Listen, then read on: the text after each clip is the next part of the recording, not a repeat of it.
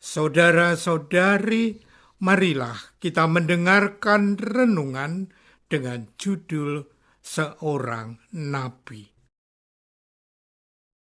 yang berdasarkan pada Injil Markus bab 6 ayat 4.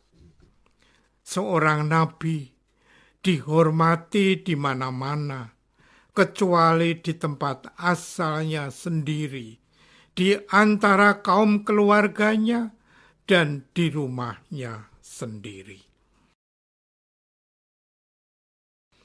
Dalam nama Bapa dan Putra dan Roh Kudus. Amin. Saudara-saudari terkasih, dalam nama Tuhan Yesus Kristus.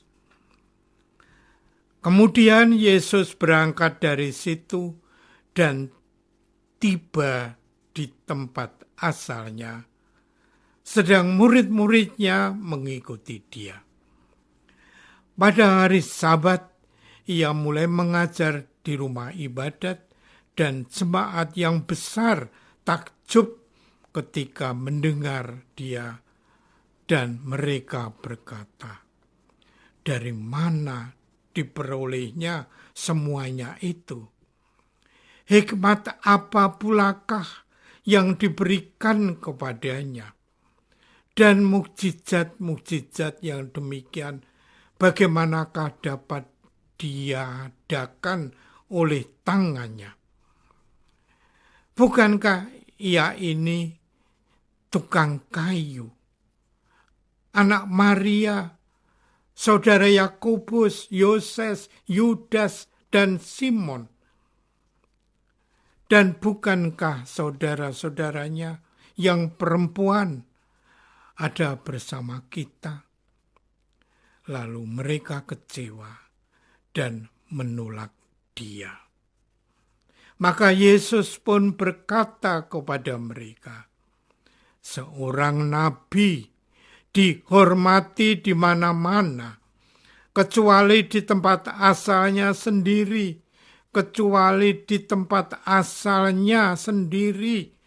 dia tidak dihargai di antara kaum keluarganya dan di rumahnya sendiri.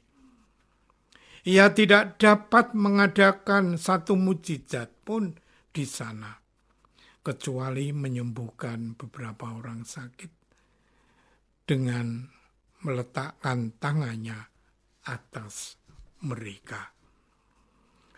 Saudara-saudari terkasih, sejak zaman Perjanjian Lama, ada orang yang dipilih dan diutus untuk menyuarakan kehendak Allah.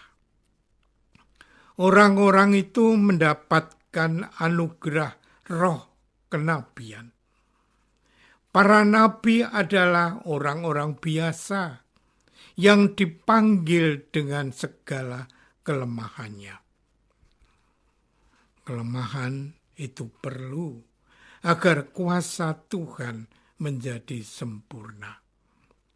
Yesus sebagai nabi pada zamannya adalah orang yang dipilih dan diutus Allah untuk mempertobatkan dan memelihara kawanan domba Allah, yaitu bangsa Israel.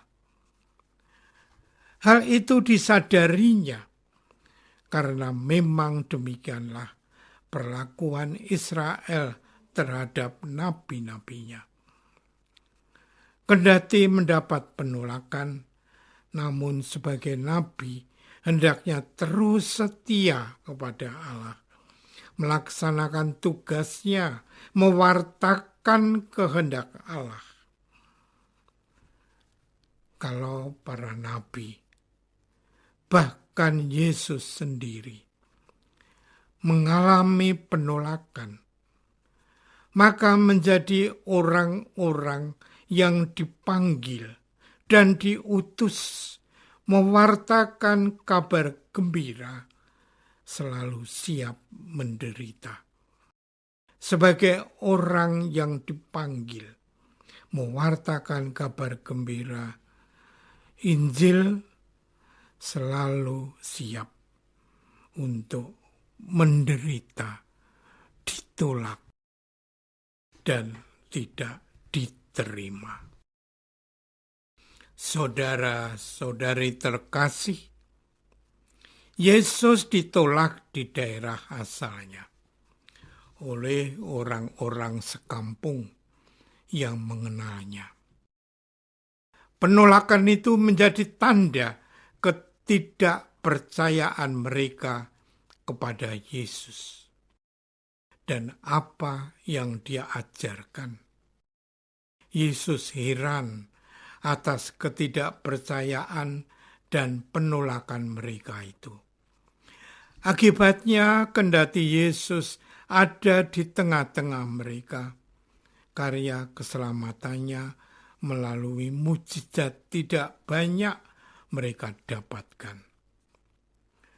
Bagaimana dengan sikap kita yang telah menjadi murid-Nya?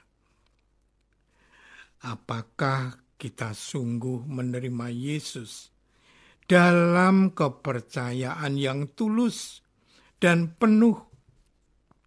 Atau Yesus pun harus merasa heran atas ketidakpercayaan kita?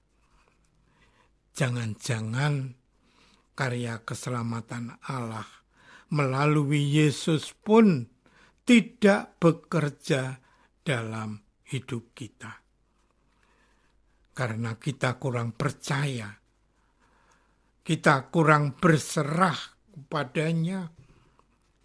Sungguh memprihatinkan bila gereja hanya dipenuhi oleh orang-orang yang mengaku sebagai murid Yesus, tetapi tidak percaya kepadanya.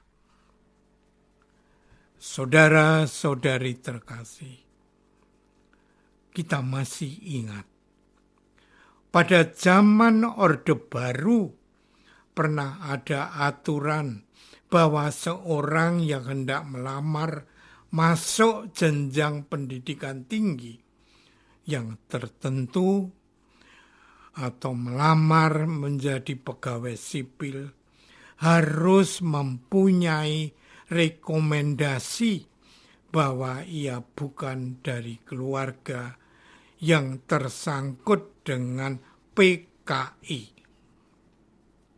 Layak dan tidak layaknya seseorang diukur oleh apakah keluarganya tergolong PKI atau tidak. Sebuah aturan yang harus dan wajib dipenuhi kalau mau diterima. Cara pandang yang hampir mirip dialami oleh Yesus dan keluarganya. Yesus telah banyak melakukan karya besar di tengah bangsanya sendiri.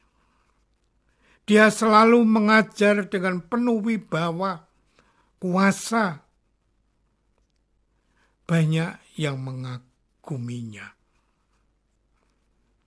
Banyak yang memujinya. Kecuali orang-orang seasalnya. Mereka mempertanyakan dari mana semua hal yang luar biasa itu. Hidup iman kadang juga terjebak pada kebiasaan mempertanyakan beragam hal. Mengapa begini, mengapa begitu? Bahkan juga meragukan kuasa Tuhan. Kalau benar demikian, maka kita telah menjadi orang yang beragama tetapi tidak beriman. Apakah hingga saat ini kita sungguh percaya serta mengimani bahwa Yesus adalah Tuhan dan penyelamat kita? Marilah kita berdoa. Ya Bapa Allah kami, ajarilah kami untuk selalu bersyukur atas segala rahmat, berkat dan karunia yang Engkau limpahkan kepada kami. Bimbinglah dan dampingilah kami untuk selalu percaya kepadamu, lebih daripada hanya berbicara tentang Engkau, ya Bapa. Doa ini kami persembahkan dalam nama Yesus Putramu yang kudus, Tuhan dan pengantara kami. Amin.